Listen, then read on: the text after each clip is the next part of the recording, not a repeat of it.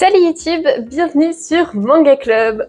Aujourd'hui c'est la traditionnelle vidéo achat du mois, donc cette fois du mois d'octobre, et ça a été un mois particulièrement réussi car j'ai complété de nombreuses séries et j'ai réussi à me limiter dans les nouveautés, ce qui fera du bien dans le futur à mon portefeuille parce que j'ai beaucoup trop de séries en cours dans ma mangatech, mais bon, j'aime chacune de ces séries, donc c'est vrai que c'est très compliqué après de devoir se retrouver à faire des choix à quelle suite je veux donner la priorité, et c'est de plus en plus dur, mais j'ai trouvé quasiment tous mes tomes en occasion et ça c'est absolument génial.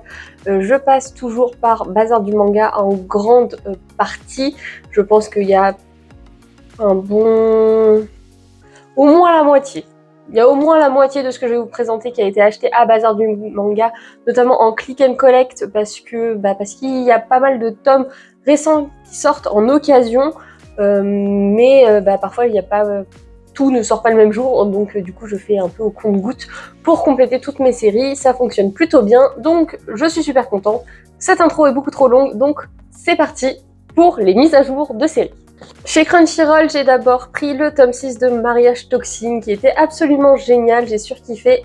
On entre dans un nouvel arc et ça promet de très belles choses pour la suite. Et j'ai également pris le tome 14 de Dan. J'ai lu le tome 13 à la toute fin du mois de septembre. Il était hors de question que j'attende plus longtemps pour avoir la suite. Le tome 14 est vraiment cool, ça fait du bien d'avoir un peu une partie un peu tranche de vie qui, après tous ces combats, fait du bien.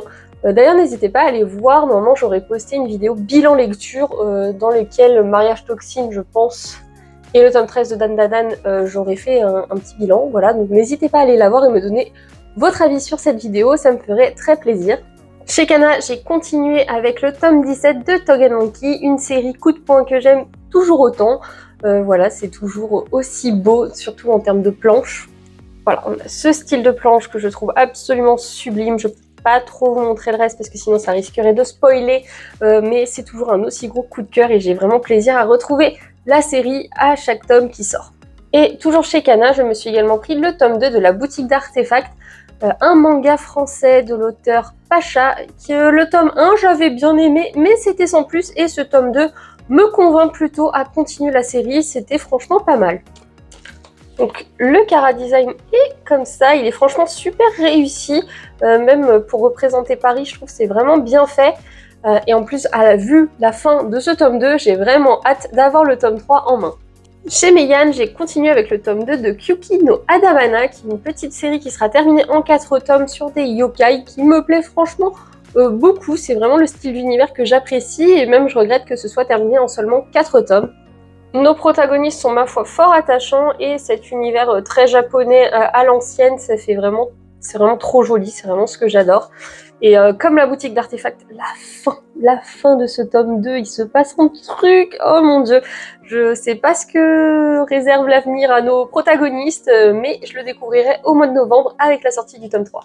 Et bien sûr, chez Meian, je me suis également pris Seven Times Loop, qui ensuite il y a la suite du nom à rallonge, hein. Donc le tome 5 qui existait en collector, mais c'est vrai que j'apprécie la série, mais pas au point non plus d'acheter les collectors. Je trouve la série cool, mignonne, mais voilà, il y a des romances, il y a des mangas de ce style que je préfère par rapport à Seven Time Loops, même si pour le coup celui-là, ce que j'aime beaucoup, c'est je le trouve très mature et très réfléchi quand même, mine de rien, donc c'est agréable. Avec bien sûr notre duo de protagonistes qui sont vraiment très beaux. Chez Mangetsu, j'ai continué The Blue Flower and the Ceramic Forest avec encore une fois un tome 5.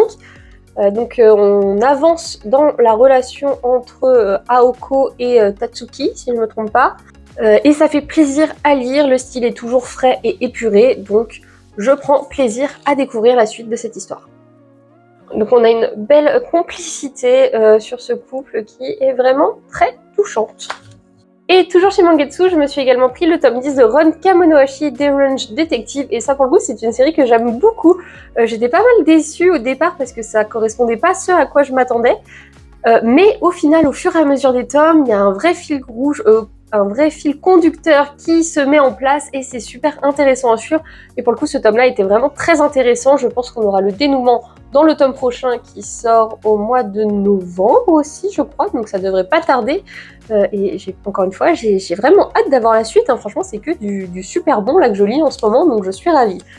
Chez Kazoku Siku, on a eu la fin de Tengu Hunter Brother, donc avec son tome 7. C'est une petite série shonen, action, bagarre, voilà, avec des monstres, etc. et des pouvoirs un peu d'exorciste, qui est, ma foi, très classique, mais très bien réalisée, donc j'ai pris beaucoup de plaisir à cette petite lecture. Franchement, je regrette pas de l'avoir dans ma mangatech.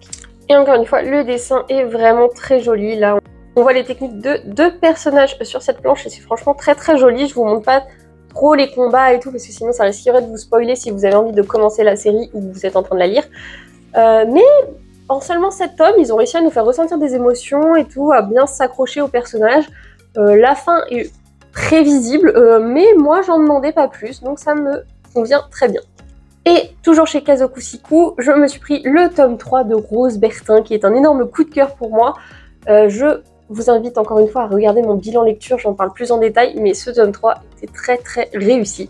Et surtout, je pense que ça fait partie des dessins, des planches les plus sublimes que j'ai pu voir dans des mangas. Donc c'est un manga certes sur la future plus grande modiste de Paris à l'époque de Louis XVI à Versailles. C'est super intéressant à suivre, même quand on n'est pas passionné par la mode. Franchement, juste le fait de voir la France à cette époque. On va aussi suivre Marie-Antoinette et ses débuts en France. C'est super intéressant. Franchement, c'est super cool. Il y a des faits historiques, mais c'est bien romancé aussi. Donc que du positif sur cette série.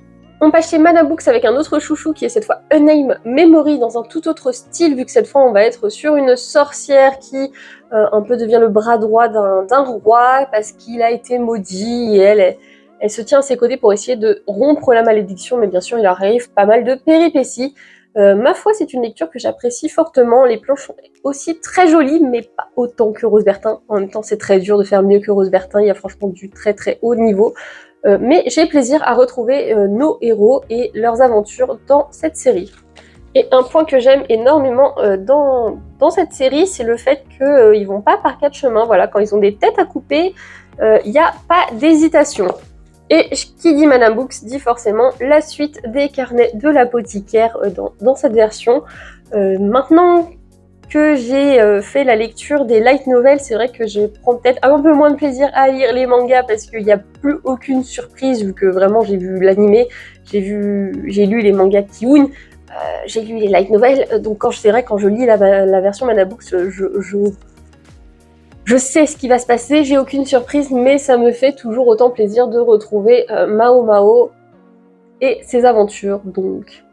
Ensuite, je me suis pris le tome 13 de Spy Family, et puis comme vous avez pu voir, il y a les marque-pages du coffret collector qui sont rangés à l'intérieur. Il y a aussi une sublime jaquette, et qu'est-ce que ça m'a fait plaisir de retrouver Anya, franchement.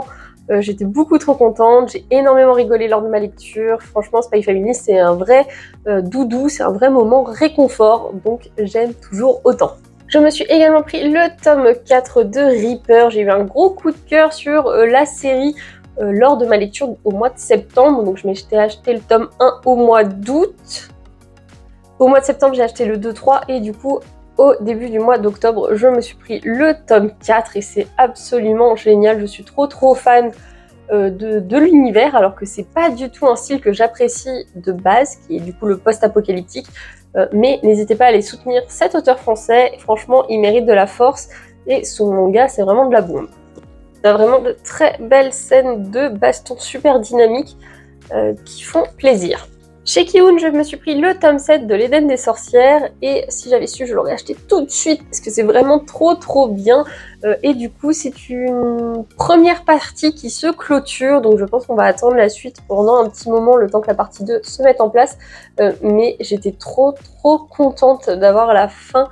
Enfin, la fin de cette première partie est vraiment excellente. L'Éden des sorcières, c'est un titre qui m'a vraiment fait ressentir plein d'émotions. Et même si le trait est un peu particulier, n'hésitez pas à vous pencher sur cet univers très complet. Ouais, je sais pas, je le trouve vraiment incroyable. Je saurais pas dire pourquoi, mais c'est une histoire que j'adore. Donc, en termes de dessin, on est là-dessus, c'est très crayonné, je dirais. si je devais décrire le style. Donc ça surprend un petit peu au début, ça a un petit côté brut, mais franchement ça vaut le coup de passer outre ce petit détail et de se plonger dans l'univers. Chez Comico, une suite que j'attendais avec beaucoup d'impatience, c'est The Ancient Magus Bride, le tome 20, qui est sorti du coup au mois de septembre, à la fin du mois de septembre. J'étais trop contente d'avoir la suite de cette histoire, parce que, encore une fois, c'est un univers qui me plaît énormément, je le trouve très poétique, très original aussi, je trouve que personne d'autre ne propose un univers comme ce manga. Et ce tome 20, c'est clairement un tome de transition, donc il n'y a pas non plus grand chose à dire à ce sujet-là, mais j'ai hâte de voir ce que nous réserve le prochain arc. Chez Akata, je me suis pris le tome 10 de A Sign of Affection, voilà, pour avoir une petite dose de douceur. C'est une série qui me plaît beaucoup justement pour son côté cocooning, doux, mais c'est vrai que pour moi, il y a quelques petites choses qui pêchent de temps en temps, notamment en termes de timidité que je trouve bizarre à partir du moment où tu vis avec la personne. Je sais pas, je trouve ça bizarre d'avoir des côtés timides. Mais bon, en tout cas, tous les persos masculins sont vraiment super classe. Donc ça fait au moins du plaisir pour les yeux. Chez Nobinomi, le tome 7 de Bibliophile Princess est sorti. Je l'ai lu, c'était franchement assez cool. J'avais peur que ça retourne un peu en rond, et certes, on peut avoir un peu cette impression, mais mine de rien, il y a des nouvelles intrigues qui s'installent au fur et à mesure, et notamment là, il y a le personnage de la reine, donc la mère de Christopher, si je me trompe pas, qui est arrivé et qui est un personnage très intéressant que j'aime beaucoup, donc j'ai hâte de la revoir dans les prochains tomes. Et on est vraiment sur un trait extrêmement doux. Voilà, ça fait vraiment conte de fées, je trouve, les dessins, ça retranscrit très bien l'ambiance. Un petit chouchou de cette année, c'est Solo Camping for Two, le tome 3. Forcément, ça réunit plein de choses que j'aime. J'adore Au Grand Air qui parle de camping, j'aime la romance, j'aime l'humour et j'aime les recettes de cuisine. Et tout ça, c'est mélangé dans ces tomes-là, donc je kiffe. Donc, vous pouvez retrouver des planches de cuisine comme ceci, des planches avec notre duo en train de camper, mais également des scènes de vie. Donc je trouve que c'est un titre très complet et j'aime beaucoup. Alors faut vraiment le prendre second degré, hein, c'est très léger comme lecture, mais ça fait un bien fou. Chez Delcourt Ton Calme, ils nous ont enfin sorti le tome 9 de Otome Game. Alors de base, c'est un light novel qui a ensuite du coup été adapté en animé puis en manga. Et malheureusement, du coup, en France, on a rattrapé la parution japonaise. Donc maintenant, les tomes sortent vraiment très doucement. Mais c'est un animé qui me fait taper des barres. J'aime toujours autant Katarina, même si forcément on a envie un peu de la frapper parce qu'elle se rend jamais compte que des intérêts romantiques que peuvent avoir les personnes. Et ce tome 9 est ma foi plutôt calme vu qu'il introduit un nouvel arc. Encore une fois, les chara-designs sont vraiment très réussis, même si le trait est un peu simple, mais franchement ça fait très bien le taf et c'est parfait pour cette comédie qui est vraiment purement humoristique. Une sortie de chez Mangetsu que j'attendais avec énormément d'impatience, il s'agit de She Wasn't a Guy. Je pense que juste avec la couverture verte, vous avez déjà le titre en tête. Donc le tome 2, j'ai adoré le tome 1, j'ai adoré le tome 2, c'est dans la même continuité. Même si je m'attendais à ce que ça avance un peu plus en termes de romance, finalement il y a des vrais questionnements qui sont sous-entendus dans ce tome 2 qui, ma foi, sont plutôt cool. On a aussi de nouveaux personnages introduits, donc franchement c'est super bien. Je sais qu'on va pareil, je pense pas mal attendre les tomes parce que je crois qu'il y a que 3 ou 4 tomes de sortie au Japon, donc on est quasiment à jour. Même si je fais toujours partie de la team trop de vert, tue le vert, parce que là par exemple, quand le vert est en fond, ça me dérange pas, mais quand c'est nos personnages qui deviennent tout verts, je trouve ça, ou même les bulles, je trouve ça trop de vert. C'est vrai que du coup, parfois, ça rend un peu ma lecture brouillonne, malheureusement. Mais ça reste un titre que j'adore en termes de contenu.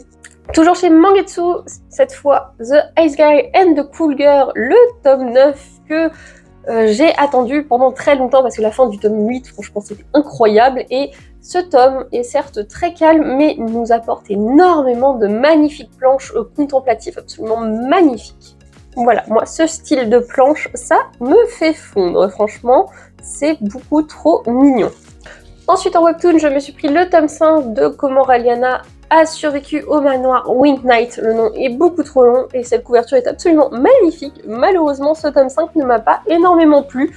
je vous renvoie à ma vidéo bilan lecture si vous voulez en savoir plus.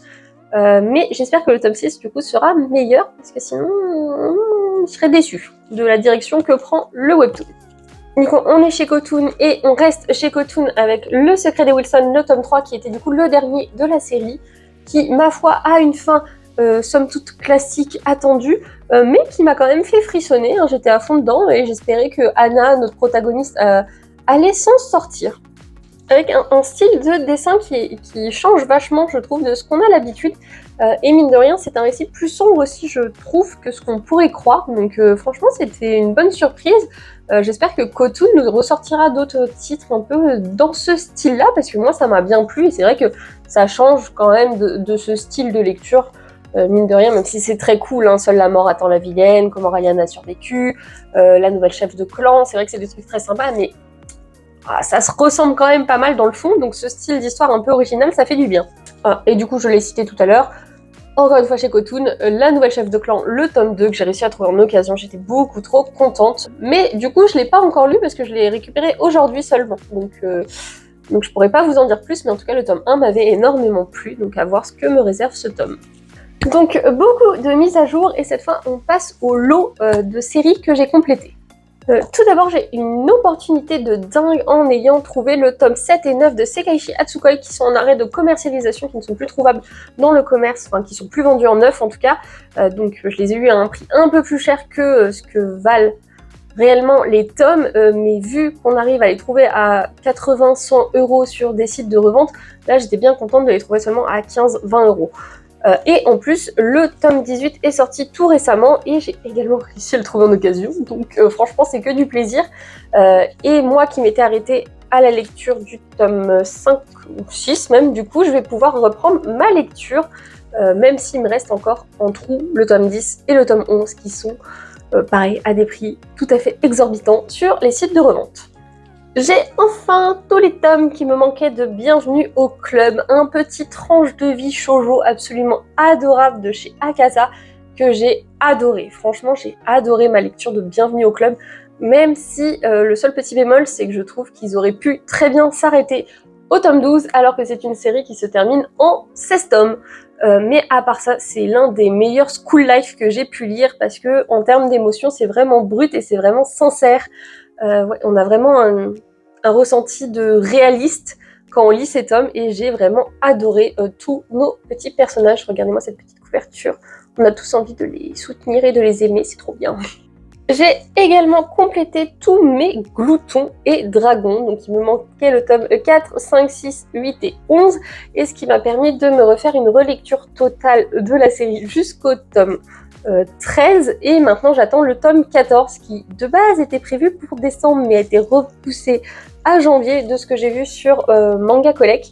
Mais j'ai hâte, j'ai vraiment très hâte d'avoir le dernier tome entre mes mains. En tout cas, j'aime énormément ce que nous propose cette série, c'est vachement original, c'est très humoristique encore une fois, et j'ai hâte également que la saison 2 sorte parce que ça va être un gros banger. Et dernier lot à vous présenter, il s'agit des Egrégores, avec du coup le tome 4, 5, 9, 11, 12 qui me manquait. J'ai pu lire du coup jusqu'au tome 8. J'ai réussi à trouver le tome 4, 5, 11, 12 en occasion. Et après je me suis retrouvée bloquée en termes de lecture au tome 8, donc j'en ai eu un peu marre et j'ai fini par acheter le tome 9 en 9 pour poursuivre ma lecture, mais je ne l'ai pas encore reprise, donc voilà, donc je vais bientôt me mettre à jour sur cette série. En tout cas, c'est une très bonne découverte, on est vraiment sur un monde fantastique, un peu à la Seigneur des Anneaux, franchement en termes de combat, etc., de monstres, je trouve qu'on retrouve une petite vibe dans cette ambiance-là, avec la grande carte qui explique tout ce qui se passe, etc., où sont éparpillés nos protagonistes à travers le monde. C'est super intéressant, même si un peu complexe. Je trouve voilà, qu'on se perd pas mal quand même dans l'univers. Heureusement que j'ai tout lu à la suite, parce que sinon je pense que j'aurais été perdue. Je pense qu'à chaque fois qu'un tome sortira, je serai obligée de tout me relire, ou au moins une bonne moitié des tomes, parce que sinon je serais perdue, il n'y a pas d'autre mot. Donc voilà. Donc mine de rien, j'ai bien complété mes séries, mais j'ai également fait l'acquisition de quelques nouveautés. Tout d'abord, j'ai trouvé Libra Zero en occasion. C'est un manga qui me faisait vachement envie. Je pense que c'est un manga chinois, j'ai l'impression, en tout cas, au vu de la vibes, etc. C'était indiqué comme un one-shot sur Nautilus, mais en fait pas du tout. Il y a un 1, et au vu de la fin, je pense qu'il y aura une suite. En tout cas, ça m'a pas mal plu. J'aime beaucoup le style de dessin, en tout cas. Et pour l'histoire, on est sur un peu une sorte de société privée qui est envoyée dans des missions. Et là, pour le coup, ils vont se retrouver face à un clan de Yakuza, mais sachant que ce personnage a fait partie du clan de Yakuza ou quelque chose comme ça, je me rappelle plus exactement. Mais c'est une lecture que j'ai bien aimée et qui, je trouve, sortait un peu de ce que j'ai l'habitude de lire. Un boys love que j'attendais tout particulièrement, c'est Incontable à la cour chez Akata qui est sorti à la fin du mois de septembre. J'ai absolument adoré ma lecture, je suis trop contente. C'est de base un light novel qui est terminé en 4 tomes, donc je pense que la série manga non plus ne sera pas trop longue. Mais en tout cas, c'était un vrai kiff d'avoir un petit boys love. En plus, c'est un comptable, sachant que je travaille en finance, que j'ai été comptable, c'est vrai que ça m'a fait pas mal rire. Et je m'attendais pas à ce qu'il se rapproche de cette manière-là, ça m'a un peu surprise, mais je pense que la suite sera vraiment cool. Et en termes de dessin, on est là-dessus.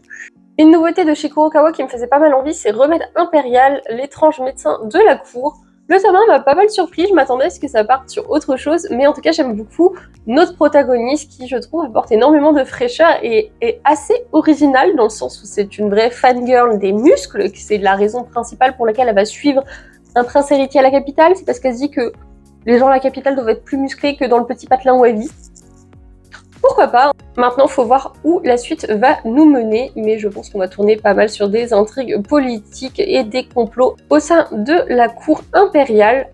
J'ai eu un énorme coup de cœur pour cette série qui est comme une famille de chez Shiba Édition. Alors de base, j'avais acheté les tomes 1 et 2 en occasion que j'ai dévoré et adoré. Et j'ai eu la chance de trouver le tome 3 également en occasion, et du coup je me suis acheté le tome 4 en neuf, histoire de tout me lire, parce que c'est une série vraiment coup de cœur, absolument touchante, absolument incroyable, j'ai pas d'autres mots, franchement, foncez la lire, c'est certes du tranche de vie, mais il y a beaucoup de réalisme, je trouve, qui sort de cette série, et c'est vraiment un moment feel good au moment de la lecture. Donc pour l'histoire, on suit cette femme qui d'un seul coup va se retrouver à adopter cet adolescent qui est au lycée, je crois qu'il a 14-15 ans, et ce jeune enfant de 5 ans dont leur famille est décédée, voilà, leurs parents sont décédés, et c'est son petit ami qui est un oncle éloigné ou un cousin éloigné qui décide de les adopter, mais sans la consulter, et du coup elle se retrouve à lire avec ces deux jeunes enfants qu'elle ne connaît pas, qu'elle n'a jamais vu de sa vie, et on suit un peu comment tout le monde s'acclimate à cette nouvelle vie. C'est très beau, c'est très touchant, encore une fois, je vous le conseille à 100% si vous aimez le tranche de vie. Une nouveauté que j'ai absolument adoré découvrir, c'est Radiante. J'ai réussi à trouver le coffret 10 ans encore emballé pour seulement 35 € sur Rakuten, donc j'étais absolument trop ravie. Donc le coffret 10 ans contient les 10 premiers tomes, ainsi que des illustrations et également un stand acrylique que j'ai déjà construit qui est sur une étagère de manga que je trouve absolument magnifique. Je n'ai pas encore commencé ma lecture de cette série, mais apparemment c'est un incontournable quand on s'intéresse au manga français, donc il était temps que je la commence, et avec cette opportunité que j'ai eue, je me suis dit faut pas que je la laisse passer, c'est vraiment le moment pour moi de découvrir cette série dont j'entends mine de rien énormément parler. Et comme j'étais quasiment sûre que ça allait me plaire, je me suis également pris le tome 11, 12, 13 que j'ai réussi à trouver en occasion également. On continue avec le one-shot de chez Akata, Les Noces de l'Or et de l'Eau en version collector, qui est vraiment un magnifique objet. J'aime beaucoup l'univers très oriental qu'il y a dans ce manga. Je trouve que ça change énormément de l'univers japonais qu'on a l'habitude de voir. Et ma foi, c'est une histoire très mignonne, très douce. C'est pas non plus, voilà, ça casse pas trois pattes un canard, mais je trouve l'univers très beau et très poétique, et ça en fait une lecture très agréable. Le trait est un peu particulier, encore une fois, mais finalement, on s'y acclimate vite au fur et à mesure des pages. Et du coup, pour l'histoire, on suit deux pays qui se détestent et ils sont censés faire une trêve et le pays A doit envoyer sa plus belle princesse et le pays B est censé envoyer son homme le plus intelligent.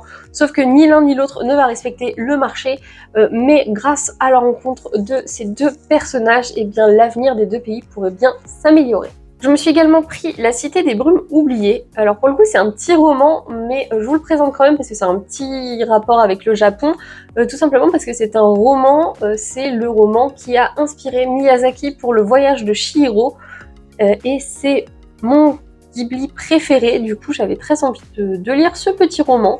Il est vraiment très fin, il se lit vraiment très vite, je l'ai terminé aujourd'hui d'ailleurs, et ma foi c'était une lecture très, très douce, donc plutôt contente d'avoir ça dans ma collection. Je me suis également pris La Vie d'Otama de chez Kana, mais dans la collection Made in. J'avais déjà Retour aux sources de cette même collection et je me rends compte que c'est un catalogue qui pourrait vachement me plaire. En tout cas, La Vie d'Otama m'a énormément plu. C'est vrai que c'est très autobiographique, où on suit une japonaise qui s'est mariée à un Italien et qui a vécu quasiment toute sa vie en Italie. Et elle revient, après être devenue veuve, elle va revenir au Japon alors qu'elle n'y était pas retournée depuis 50 ans. Et c'est assez touchant en fait de suivre son histoire. C'est vrai qu'on a vraiment l'impression que c'est elle-même qui raconte son passé. Et au-delà de ça, il y a également une grande dimension artistique parce que elle faisait de la peinture, je crois, ou je sais plus exactement, ou de la sculpture. Mais voilà, c'est très joli comme lecture, c'est un petit one-shot, donc n'hésitez pas à vous tourner là-dessus si ça vous intéresse, parce que moi j'ai été agréablement surprise par ma lecture. Et pour finir, je me suis pris Une rose seule de Kan Takahama. Alors ça s'apparente plus à une BD qu'à un manga, mais en fait elle fait un peu les deux, j'ai l'impression, l'autrice s'adapte un peu. Pour le coup, c'est les éditions Rue de Sèvres. Alors, j'ai pas tout bien suivi, mais quelqu'un a laissé dans ma vidéo nouveauté 3e trimestre, m'a tout expliqué sur le pourquoi du comment de Rue de Sèvres et ses différents catalogues. Parce que moi, je pensais que c'était quelque chose tourné plus enfant, mais en fait, c'est leur nouveau catalogue, Le Renard Doré, qui est tourné vers les enfants. Mais sinon, Rue de Sèvres édite des mangas et des BD tout à fait classiques, entre guillemets. En tout cas, c'est un récit que j'ai énormément apprécié. Et en termes de dessin, on est là-dessus, donc vous comprenez l'aspect BD. Mais franchement, il y a de très belles planches à l'intérieur. Et j'ai surtout énormément aimé notre protagoniste, qui est une quarantenaire assez désabusée. Et je trouve que ça change du style d'héroïne qu'on peut avoir l'habitude de lire. On est sur une femme d'âge quand même plutôt mature, on va dire, parce qu'elle a plus de 40 ans, il me semble. Et son père biologique était japonais, mais elle ne l'a jamais connu et il décède. Et en gros, il lui laisse comme testament une sorte de visite du Japon, une visite de Osaka, si je ne me trompe pas, je ne sais plus exactement, mais c'est pas Tokyo. Et du coup, elle va aller dans ce pays qu'elle n'a jamais connu pour essayer de comprendre ce que son père lui a légué. C'est assez émouvant, c'est assez touchant, je ne saurais pas expliquer pourquoi, parce qu'elle est quasiment tout le temps en colère, cette madame, mais malgré ça, il y a beaucoup de fragilité qui se dégage d'elle, et j'ai bien aimé le développement de cette histoire, donc franchement, je suis encore une fois ravie de l'avoir dans ma collection. Voilà qui conclut cette vidéo, j'espère que vous l'aurez appréciée. Moi, je suis très contente de tous les achats que j'ai faits ce mois-ci, j'ai avancé dans beaucoup de mes collections. Donc c'est positif et j'ai pas commencé trop de nouveautés, donc c'est parfait. J'espère que la vidéo vous aura plu, n'hésitez pas à me dire dans les commentaires quels achats vous avez réalisés et quels achats que j'ai réalisés vous feraient potentiellement envie. En tout cas, on se retrouve vite pour une prochaine. Tchuss!